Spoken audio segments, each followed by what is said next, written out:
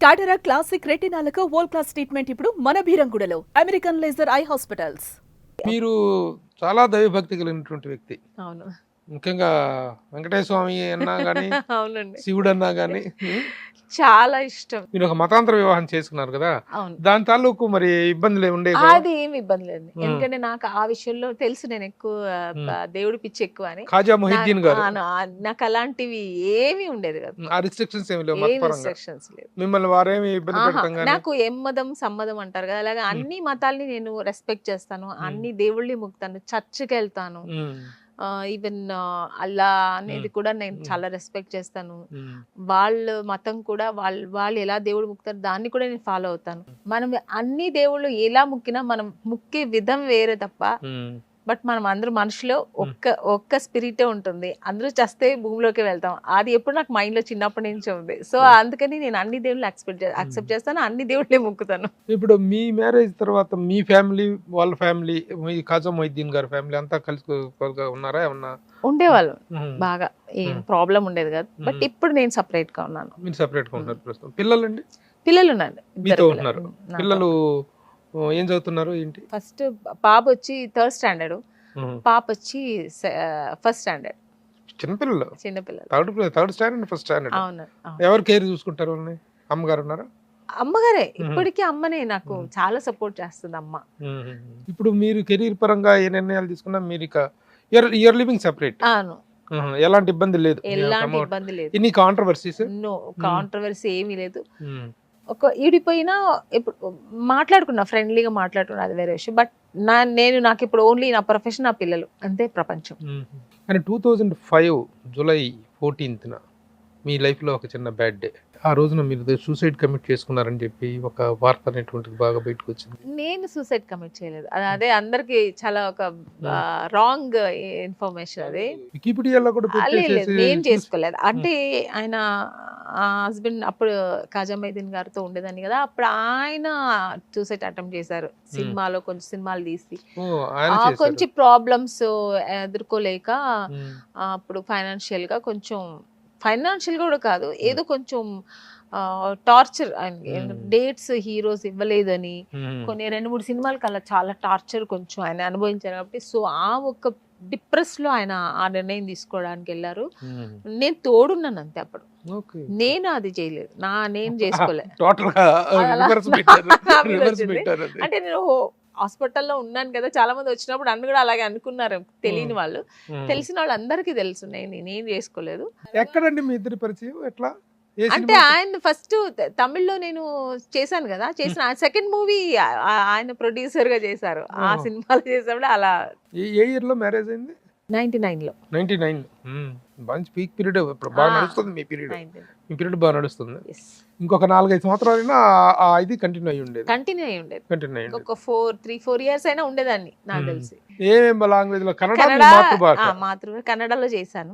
యాక్చువల్గా మాతృభాష తెలుగు అండి, బేసికలీ తెలుగు వాళ్ళం. మీ పూర్వీకులు ఇక్కడ ఆంధ్రప్రదేశ్ కు ఎప్పుడో పూర్వీకులు ఆంధ్ర, ఏరియా మన అనంతపూర్, హిందూపూర్ అటు సైడ్ నుంచి, అక్కడ నుంచి. మా నాన్నగారు అయితే ప్రాపర్ బెంగళూరు.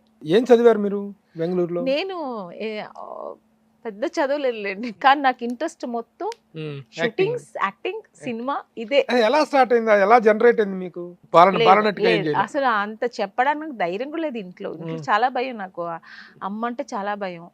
ఆ నాన్నగారితో చెప్పలేను, నాన్నగారు అంటే రెస్పెక్ట్, అందుకని ఇష్టం ఉంది కానీ చెప్పలేదు. నేను పెద్దదయ్యాకే వాళ్ళకి తెలిసింది నాకు ఇంత ఇంట్రెస్ట్ ఉంది అనేది. నాన్నగారికి అసలే ఇష్టం లేదు, ఎందుకంటే ఆయన డిస్ట్రిబ్యూటర్ గా ఉన్నారు సినిమాలో. వద్దనే సార్, బిల్కుల్ వెళ్ళకూడదు, నీకు చదువు ఇంట్రెస్ట్ లేదా, పెళ్లి చేస్తానన్నారు. నువ్వు పెళ్లి చేస్తే నేను చచ్చిపోతానమ్మా అన్నాను. ఏంటి మరి తలకాయ నొప్పిగా ఉంది అసలు. సినిమా ఏంటి, నీకు సినిమా ఇంట్రెస్ట్ ఏంటి, నీకు కొత్తగా వచ్చింది, వద్దు తల్లి అన్నారు. లేదు నాన్న నేను చేస్తానని పట్టుదల చేసి, ఇంకా అమ్మ పోనీ ఒక ఆపర్చునిటీ చూద్దాం, ట్రై చేద్దాం, దొరికితే ఓకే. అంటే వాళ్ళకి ఇష్టం లేదు కానీ అంత అంత పూర్తి స్థాయి రిజెక్షన్ అయితే లేదు. ఎలా ఉంటుందో ఏంటో అనేటువంటి పైగా నేను అంతగా నాన్నగారి నమ్మకం లేదు. ఎక్కువ మాట్లాడదు పిల్ల, ఎట్లా పోయి అందరి ముందు ధైర్యంగా యాక్టింగ్ చేస్తుంది అనేది నాన్నగారికి. సినిమా డ్రామాతో వచ్చి చూసేవారు, అయినా కూడా నాన్నగారికి ఒక భయం. ఇలాంటి పరిస్థితుల్లో ఫస్ట్ కెమెరా ఫేస్ చేసింది ఇప్పుడు ఎక్కడ, ఏ లాంగ్వేజ్ లో? తమిళ్. తమిళ్ తమిళే నేను ట్రై చేశాను ఎక్కువ. తమిళ్లో ఫస్ట్ మూవీ గంగేమరన్ గారు, ఇళయరాజు గారు బ్రదర్ గంగేమరన్ గారు, ఆయన డైరెక్షన్ లో రామరాజు గారు హీరో. అప్పట్లో ఆయన పెద్ద హీరో. సో ఆయన పక్కన చేసా, వెళ్ళి ఫస్ట్ డే చాలా బాగా చేశాను. నాకు అసలు కెమెరా ఫియర్ కూడా లేదు. అందరూ ఫస్ట్ సినిమా ఫస్ట్ మూవీనా అని అడిగారు. అవును అన్న. ఇంత ధైర్యంగా చేస్తున్నావు ఎలాగా అన్నారు. అంటే చిన్నప్పటి నుంచి నేను అద్దం ఉంటది కదా, దాన్ని ఒక కెమెరాలా ఫీల్ అయిపోయేదాన్ని. కెమెరా ఇది మనం చేస్తున్నాం అలా అనుకుని అది అలవాటు అయిపోయి కెమెరాని చూస్తే ఒక ఫియరు, జనాలు ఉన్నట్టుగా నేనే ఫీల్ అయ్యేదాన్ని. ఇంకా అక్కడ పైగా ఆ రోజు ఫస్ట్ డే మధురైలో ఓపెన్ ప్లేస్ లో చేశారు. అంటే డైరెక్టర్ చాలా బాగుంది అన్నట్టుగా కొన్ని ప్రయత్నాలు విఫలమైన తర్వాత వచ్చిన ఫైనల్ ఫిల్మ్ ఇది. ఫస్ట్ అటెంప్టే వచ్చిందా? లేదు, 2 years చాలా స్ట్రగుల్ అయింది, చాలా పోరాటాలు అయింది. గంగేమరన్ గారే ఫస్ట్ మూవీ కరకట్టకారన్ అని, మన కనక గారు హీరోయిన్, దేవికా గారు డాక్టర్. ఆ సినిమాలో ఫస్ట్ సెలెక్ట్ అయింది నేనే. నాది చూసి సెలెక్ట్ చేసేసారు. అక్కడ కొంచెం అక్కడ తీసుకెళ్లిన మేనేజర్ ఉంటారు కదా, నెక్స్ట్ డే ఆయన ఏం చేశారంటే, నాకు పేరు చెప్పదలుచుకోలేదు. ఆ మేనేజర్ ఏం చెప్పారంటే, అగ్రిమెంట్ 5 years అగ్రిమెంట్ వేసుకుందాము, నేనే మేనేజర్ గా ఉంటాను. సో అన్ని సినిమాలకు చేసిందే సినిమా రెమ్యునేషన్ నాకు 50% రావాలి, 50% మీరు తీసుకోండి అన్నారు. నేనైతే ఇంకా నాకు డబ్బులు ఇది లేదు కదా, ఓకే మనం హీరోయిన్ గా చేయాలి అంతే. అప్పట్లో పిచ్చి, డబ్బులు సంపాదిస్తామో లేదు, హీరోయిన్ గా చేయాలి, ఓకే చేద్దామని అమ్మతో చెప్తే అమ్మ వద్దు అనేసారు. అలా వద్దు, నాన్నగారు కూడా అక్కడ నుంచి చెప్పి అలా అవసరం లేదు వద్దు. ఇంకా ఆయన అక్కడ పోయింది, అక్కడ ఏదో చెప్పి కట్ చేస్తాడు ఆయన. ఆ డైరెక్టర్ గారి దగ్గర మనం వెళ్ళి మాట్లాడేంత లేదు కదా, కొత్త అమ్మాయి. సో అక్కడ అప్పుడు కనక గారు ఫిక్స్ అయ్యారనమాట. ఆ సినిమా పెద్ద హిట్ అయింది. అప్పుడు కూడా నేను చాలా బాధపడ్డాను, ఇంత మంచి సినిమా మిస్ అయింది. దాన్ని నెక్స్ట్ సినిమానే నాకు మళ్ళీ గంగేమరన్ గారు ఈ సినిమా ఇచ్చారు. ఆ సినిమా పేరేంటి? తెమ్మాంగు పాటకారన్. అది పెద్ద హిట్. అది కూడా మంచి, అంటే పెద్ద హిట్ అవ్వలేదు, గుర్తింపు వచ్చింది. తమిళ్లో ఎన్ని సినిమాలు చేసిన తర్వాత? ఆ సినిమా చేస్తున్నప్పుడు నేను తెలుగు వచ్చేసానండి. జంబలకడి బొమ్మ దొరికింది. మీరు హీరోయిన్ గా సక్సెస్ అయిన తర్వాత మీ సక్సెస్ డాడీ చూడలేదు. ఎప్పటిదాకా ఉన్నారైనా? నా ఫస్ట్ సినిమా జంబలకడి బొమ్మ సెలెక్ట్ అవ్వక ముందు రోజే చచ్చిపోయారు. ఒక ఆయన చనిపోయిన 2nd day 3rd day వచ్చాను. అక్కడ కార్యం చేసేసి వచ్చిన నేను అంటే నేను అప్పుడు కూడా తమిళ్ షూటింగ్కి వెళ్ళాను.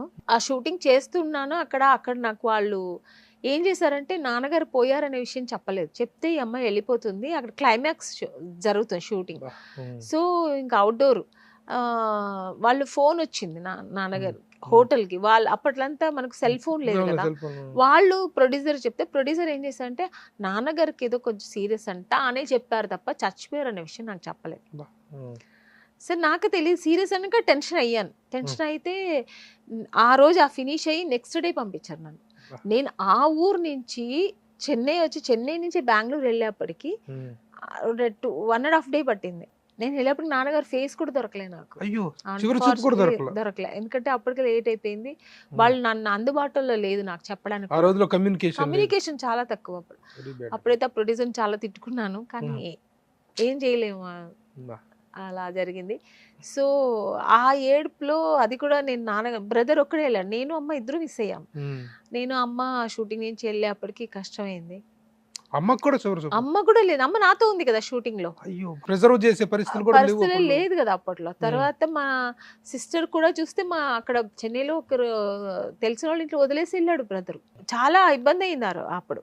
ఇంకా ఆ ఒక అప్సెట్ లో నేను నాన్నగారు ఫేస్ కూడా చూడలేదు, నాన్నగారు పోయారు. సో అక్కడ చాలా దుఃఖంగా ఆ రోజు ఏడుస్తూ కూర్చున్నప్పుడు ఆఫర్ వచ్చింది, జంబలకడి ఫోన్ వచ్చింది. అప్పటికే ఆయన ఈవి సత్యనారాయణ గారు డైరెక్టర్ గారు ఫొటోస్ చూసి, అమ్మాయి ఎక్కడుంది రమ్మానండి, ఫ్లైట్ వేస్తాను రమ్మానండి, చూడాలి, ఎందుకంటే 1 week ఉంది షూటింగ్, ఒక్కసారి చూసేస్తే మనం ఓకే అయితే షూటింగ్కి వెళ్ళిపోవచ్చు అని వాళ్ళు ఫుల్ ప్లెడ్జ్ అంత ఫుల్ రెడీగా ఉన్నారు. జంబలకడి బొమ్మ హిట్ అయింది, పెద్ద హీరోయిన్ అయిపోయారు మీరు. అవును, అప్పుడు తమిళ్లో కూడా ఆఫర్స్ బాగా వచ్చినాయి తర్వాత. వచ్చేయండి. ఎందుకంటే చేశాను హానెస్ట్ రాజ్ అని విజయకాంత్ గారి పక్కన, ఉమ్, మమ్ముట్టి గారి పక్కన, ఉమ్. శరత్ కుమార్ గారి పక్కన అయితే 3 సినిమాలు చేశాను హీరోయిన్ గా. అప్పుడు చాలా ఎక్కువ బిజీ తెలుగులోనే. తెలుగు బిజీ. ఎందుకంటే అక్కడ నేను ఒక 20-25 మూవీస్ చేశాను గానీ ఉమ్, నాకు రికగ్నైజ్ రాలేదు. ఎందుకంటే అన్ని యావరేజ్ సినిమాలు అయింది. హానెస్ట్ రాజు మంచి హిట్ అయింది సినిమా. మంచి ఆఫర్ వచ్చేప్పటికి ఇక్కడ నేను చాలా బిజీ. ఇక్కడ బ్రీత్ సో ఇక్కడ నేను పైగా అన్ని హీరోయిన్ ఓరియంటెడ్ పిక్చర్స్. సో నేను మిస్ చేసుకోలేదు. పైగా నాకు తెలుగు ఒక మంచి అక్కడి నుంచే నా లైఫ్ స్టార్ట్ అయింది కదా, అందుకే నేను ఎక్కువ తెలుగు ప్రిఫరెన్స్ ఇచ్చాను. తెలుగు ఇంత ఫ్లూయెన్స్ గా మాట్లాడుతున్నారు, ఏమాత్రం తేడా లేకుండా మాట్లాడుతున్నారు. మీ క్యారెక్టర్స్ మీరే డబ్బింగ్ చెప్పుకునేవారా అప్పట్లో? అప్పుడు కొన్ని సినిమాలు చెప్పానండి.